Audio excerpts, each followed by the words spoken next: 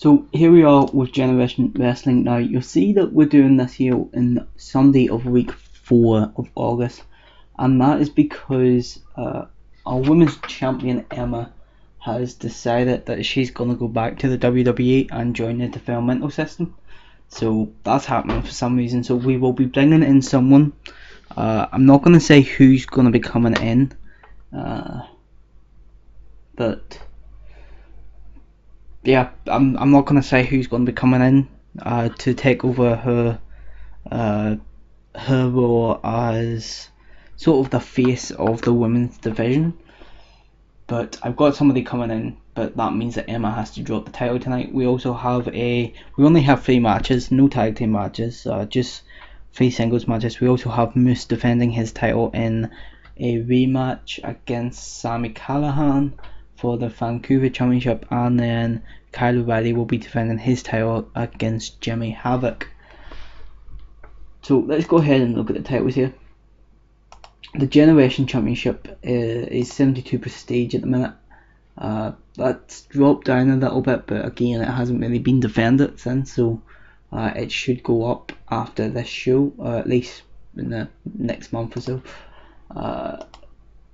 The prestige of the tag team titles has just been steady. That's not bad there. I'm happy enough with that.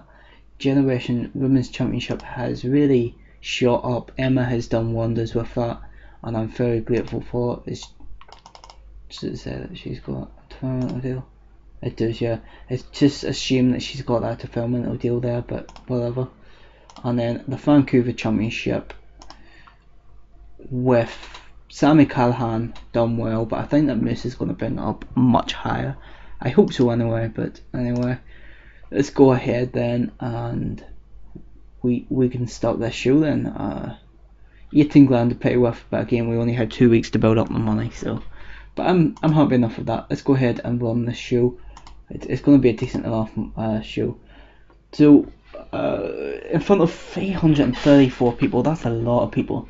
In a 39-minute segment here, we start off the show with Moose just walking into the building, one of those shots. WWE used to do shots like that before, where you would just see one of the competitors walk into the building for some reason. But so yeah, I thought I'd do that there, change it up a little bit. But then we have him defending his title successfully against Sami Callihan in his first title defense, and he beats Sami Callihan in a bout that has great heat and decent wrestling in 14 minutes 13 seconds by pinfall. 55 rated in-ring performance there for Sami Callihan, and a 49 for Moose.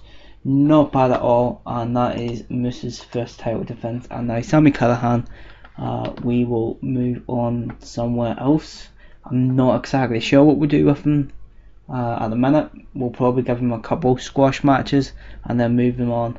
But the reason why I gave Moose the title is because, well, he's been undefeated in the company. He's done nothing really apart from be undefeated, and that's about it. The story that I'm wanting to tell with the Canadian Cup, originally I was going to have Moose go on and win the Canadian Cup and then win the title at Emergence, but I don't want to do that anymore. So there's been a change of plans, there's a different story to be told, and that's what I'm just leaving it as that. So at the end of that match then, we go into the next match, which is Matsumoto taking on Emma here in a bout that had good heat and decent wrestling. Hiroyo, I don't know how to pronounce that first name, so I'm just going to go with the surname again. Matsumoto defeats Emma in 17 minutes 36 seconds by pinfall with, again, a move that I can't pronounce. My pronunciations are horrible, but our new champion Matsumoto has an in-ring performance of 38 and a 43 for Emma. So that's not bad, but they don't seem to correct. But I mean, like, they're kind of leaving now, so well, Emma's kind of leaving now, so it doesn't really matter if they correct or not. So yeah, that's that match, and fully rated match, and a fully rated segment here. We see our new Generation Women's Champion celebrate with the title.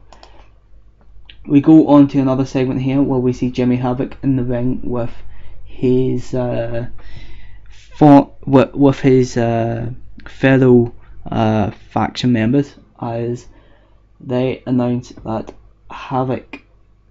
Jimmy Havoc proclaims that he will win the title tonight, and Havoc will reign over Generation Wrestling, one of those gimmicks.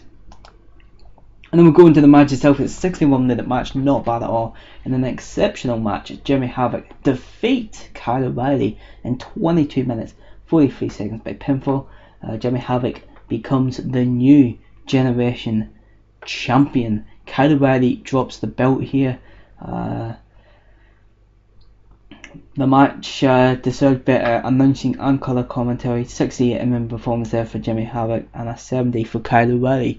And why have we got Kyle O'Reilly to drop the title here? Well, because I prefer heel champions personally.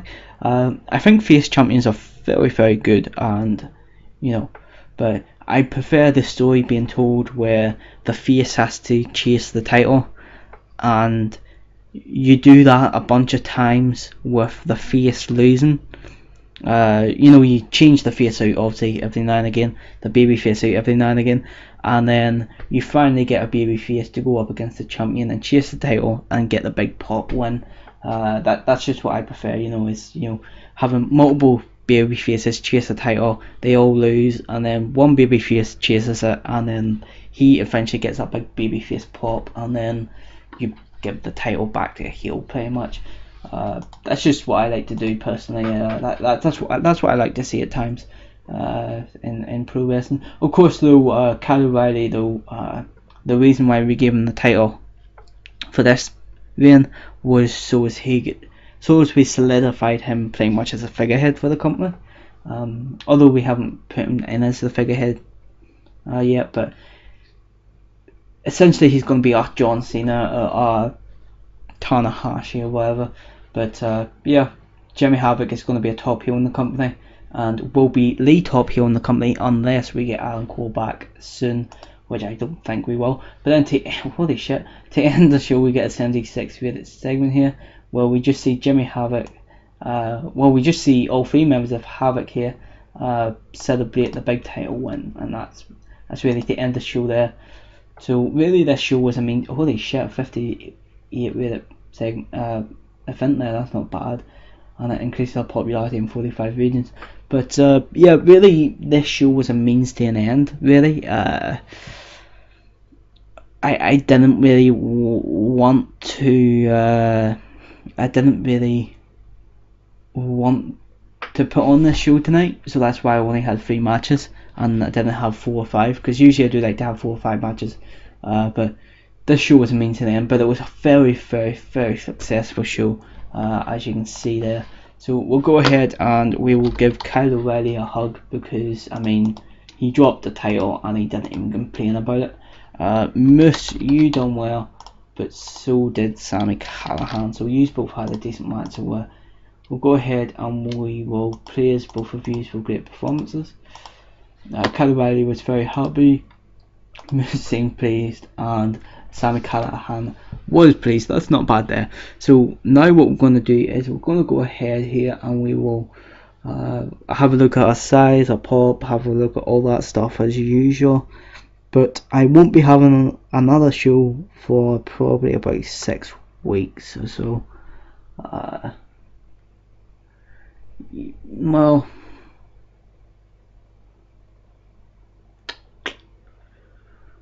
I don't want to do a show next month now because we've done that show.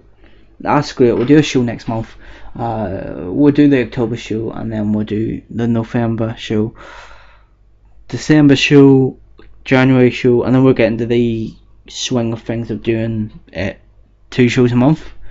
But right now we don't need to do 2 shows a month because there isn't too much stories to tell. I find that when we get into this portion of the year, and it's really once we get to November, then that's the sort of we're building the story for the Emergent show, and right now we're building the story to the Emergent show really. But Yeah, we're building the story to the emergent show right now. But really November's whenever that story really starts to escalate usually. But again, that's because we were only doing a few shows.